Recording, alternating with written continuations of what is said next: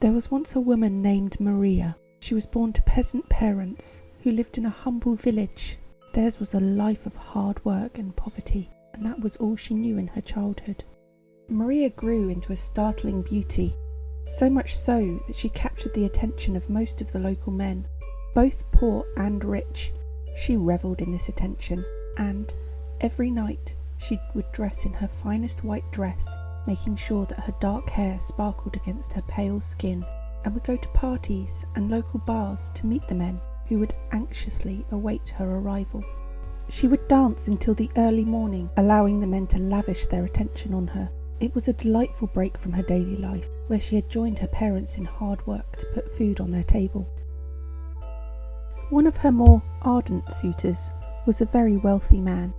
He enjoyed to drink and dance, the same way that she did, and he enjoyed spending time with the most beautiful girl in the room. The two would turn heads as they arrived at parties. Maria loved the attention of her wealthy beau, who wooed her with the promise of a life of luxury and never-ending parties, no more having to leave to go back to her humble life. They were married, and her now husband kept his promise. They attended party after party, continuing to turn heads as they arrived and danced till the late evening and early morning, and Maria was gloriously happy. Soon after, Maria fell pregnant and bore her husband a son, and then another.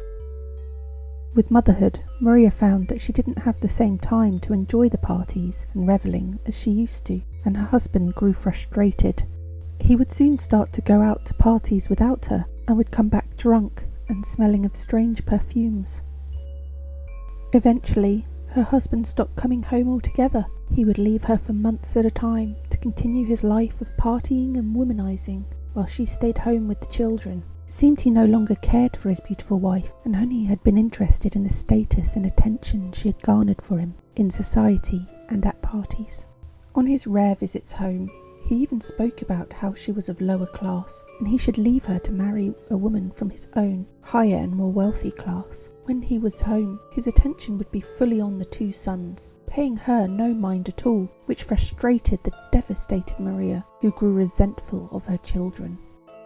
One warm evening, Maria was walking down a shady path by the river, enjoying the last rays of the sun and the calming bubbling of the brook, as she watched her two boys playing in the path ahead of her. Suddenly, the sound of horse hooves echoed in the distance. Maria furrowed her brow as she squinted down the lane, seeing a carriage moving slowly towards them. As the carriage grew closer, Maria's eyes widened and a sinking feeling came into her stomach as she saw her handsome husband laughing with an elegant-looking woman. She stopped and stared as the carriage pulled to a stop next to them. Her husband leaned out, seemingly delighted to catch his sons on their evening stroll. They spoke for a few minutes, exchanging pleasantries, until he told the driver to move on without a single word or even a look at his wife Maria. She watched as the carriage headed off, laughter resuming, and her husband's head leaned towards the woman in the back window, and her resentment, her fury, grew. Rage overtook her, and her eyes alighted onto what she saw as the source of her misery. The boys that meant that she couldn't accompany her husband to the social events, the reason why he'd lost interest in her. With a snarl, she snatched at her boys and dragged them to the riverside, holding them under until they stopped struggling, then letting their bodies go to float down the river. As soon as the bodies were out of her reach, she realised what she had done and tried to grab back at their bodies, but it was too late. They'd been taken by the current and were no longer in reach. Maria broke down into inconsolable grief, running up and down the streets, screaming and wailing for her children. In the weeks and months to come, she took to roaming up and down the riverbank, crying and searching for her boys. Day and night, she would not eat or sleep, but wore her beautiful white dress, which began to rip and soil from the debris and dirt on the banks. She grew thinner and thinner, looking skeletal and somehow taller than she stood, as she searched and searched, wailing for her boys. That is how she spent her final days, roaming up and down the riverbank, searching for what she had lost. One day, her body was found by the riverbank, not far from where she committed that terrible act.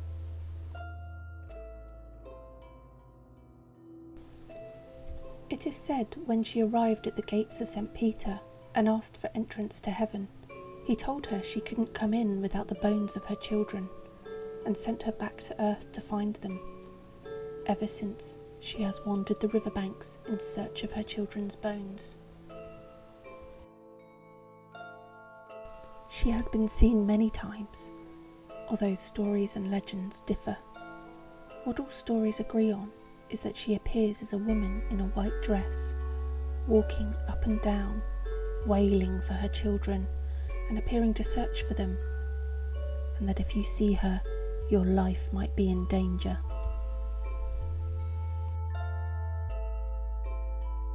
Some say she kills unfaithful men in revenge for what her husband did to her. Others say that she takes children lost in the forest, thinking they are her own, and drown them when she finds they are not. One story says that she appeared in the carriage of 2 boys who left home after arguing with their mother.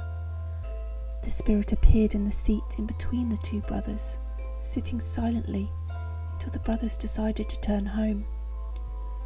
At that moment, she said, "I will visit you again some day when you argue with your mother," and disappeared. No matter the story or the legends that follow the woman in white, she has been seen many times, and there are countless stories of these appearances. Throughout the years, her name is almost lost, and she is known only as the Weeping Woman or La Llorona.